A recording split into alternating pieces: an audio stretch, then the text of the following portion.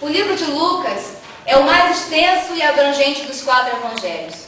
Nele encontra-se uma série de incidentes e parábolas não registrados nos outros evangelhos, dentre os quais está incluída a parábola que lemos dos versículos 7 a 10. Podemos entender as parábolas como ensinamentos e ilustrações para explicar um assunto mais profundo. Jesus ensinou várias verdades por meio de parábolas, a fim de simplificar o entendimento daqueles que o ouviam. Nessa manhã, eu gostaria que vocês permanecessem com as suas Bíblias abertas em Lucas 17. Acompanhe comigo, por favor. Antes de nós falarmos da parábola do servo do Senhor, que é o que nos interessa, eu gostaria que os irmãos acompanhassem comigo os versículos de 1 a 6, sobre o que Jesus estava falando. Nos versículos 1 e 2, Jesus fala aos seus discípulos a respeito dos escândalos.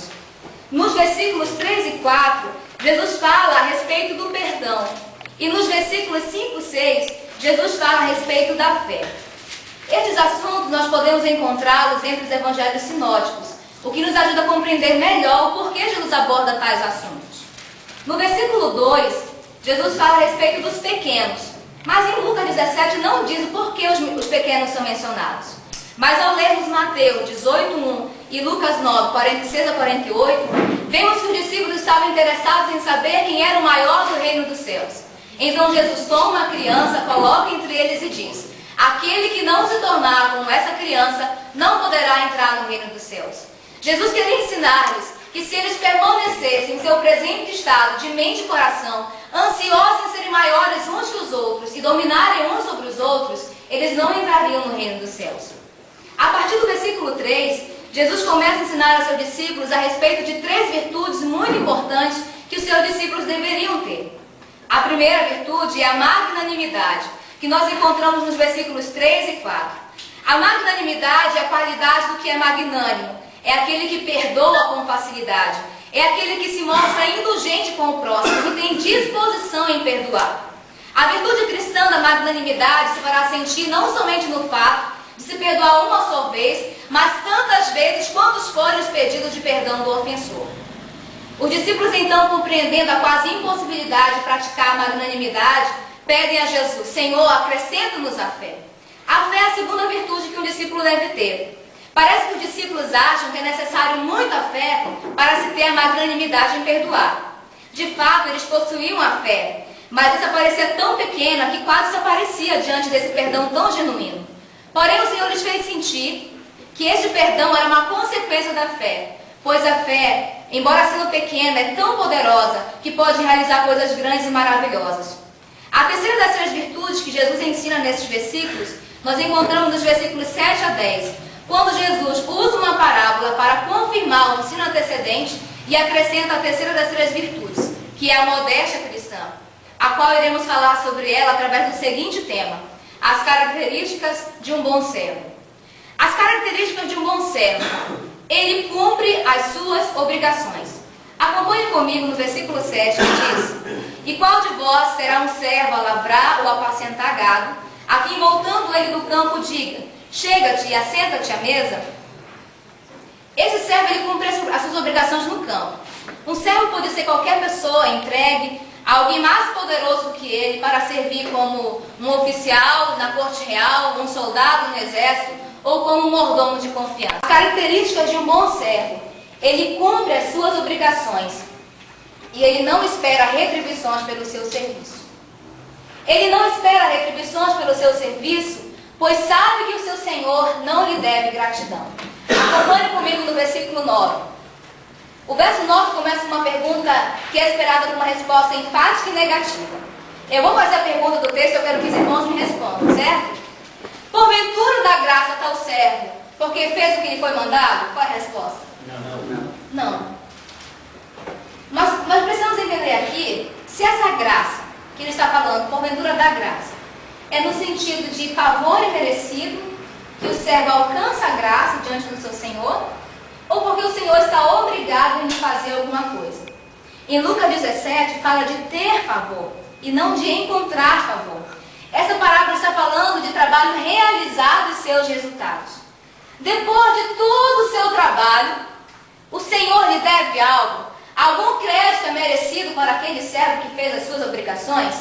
A questão é muito mais profunda do que uma expressão verbal de agradecimento. Eu quero que vocês imaginem comigo, principalmente os irmãos do quarto ano, que vão para o campo, quem sabe você está no gabinete pastoral, lá você tem o seu gabinete pastoral para atender os irmãos, e você contrata alguém para limpar a sua sala. Todos os dias, a obrigação daquela pessoa é tirar a ceia de aranha, tirar o pó, tirar o lixo, lavar o banheiro, enfim, aqueles trabalhos corriqueiros. Todos os dias. Se o seu funcionário fizer a obrigação dele, você estará obrigado a agradecê-lo? Sim ou não? Não. O seu funcionário estará no direito de perguntar, falar, Senhor, você não vai me agradecer pelo que eu fiz tudo direitinho? Com certeza não. O bom servo, ele sabe que o seu Senhor, ele não lhe deve gratidão alguma. O servo, ele sabe o seu lugar. O bom servo, ele não espera retribuições pelo seu serviço, mesmo depois de fazer tudo que lhe foi mandado. O versículo 10 diz assim: assim também vós, quando fizerdes tudo o que vos for mandado, dizei. Vamos parar por aqui. É interessante notar que o bom servo, ele fez tudo. O texto diz que ele deixou alguma coisa por fazer? O texto diz que o Senhor estava insatisfeito com o serviço do servo? Ele fez tudo. Mas ainda assim, o Senhor não lhe deve gratidão. Ainda assim, o servo não espera a retribuição do seu Senhor. Talvez fôssemos nós, no contexto que vivemos, depois de fazermos tudo que nossos trabalhos, a gente queira um elogio, um tapinha na costa, de satisfação por parte dos nossos líderes. Mas este servo, ele não espera retribuição nenhuma do seu Senhor, mesmo depois de fazer tudo o que lhe foi mandado. Mas eu gostaria que vocês lembrassem as perguntas. A primeira pergunta que eu fiz foi: qual é o seu sonho? Qual é o seu objetivo? Por que você está aqui? Por que você deixou tudo para trás e chegou aqui no seminário? Você estava visando o quê? Você quer ser um pastor? Você quer ser uma missionária? Você quer ser um escritor de livros? Você quer ser um diretor de um seminário, um professor de seminário? O que você quer? Qual é o seu objetivo? O que você seria capaz de fazer por este sonho? E quem é você no reino de Deus? Infelizmente temos visto no meio evangélico tantas pessoas que são tão gananciosas, querem cargos, querem ser estrelas e não medem esforços para pisar no irmão, machucar os outros para alcançar aquilo que quer. Tem pessoas que desistem muito fácil do seu objetivo, mas eu gostaria de motivá-los essa manhã a você buscar o seu sonho, buscar o seu ideal. Você responder a terceira pergunta: Senhor, eu sou servo. Sabe quem sou eu, quem é você no reino de Deus?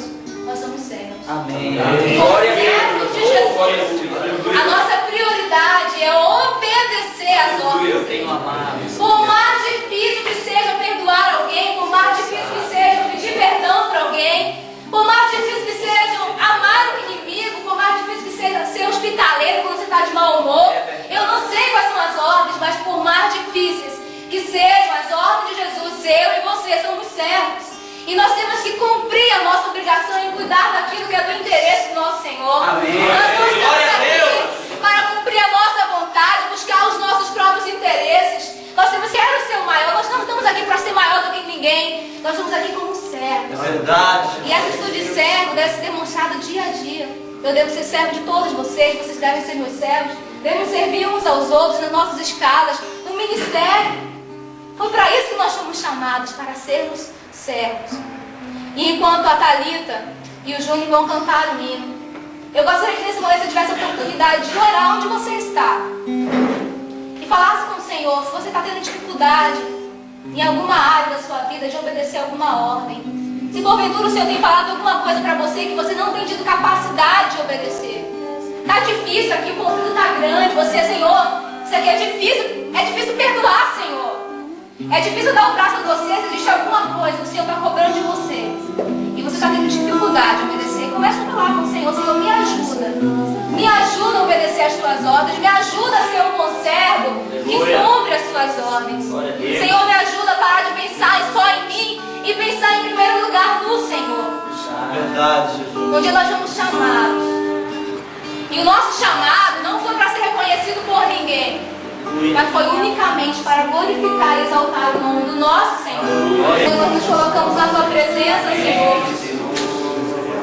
Como diz a letra desse, nós queremos estar realmente livres ao Deus disposto, submissos à tua vontade. Senhor, não sei o que meus irmãos têm colocado diante do Senhor, alguma dificuldade de obedecer alguma ordem do Senhor, mas nos capacita essa manhã a sermos verdadeiramente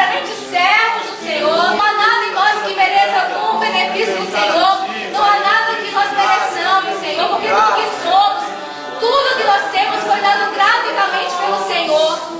E nós somos gratos por isso, Senhor, pela tua palavra. Em nome de Jesus nós queremos te agradecer. Amém, Senhor.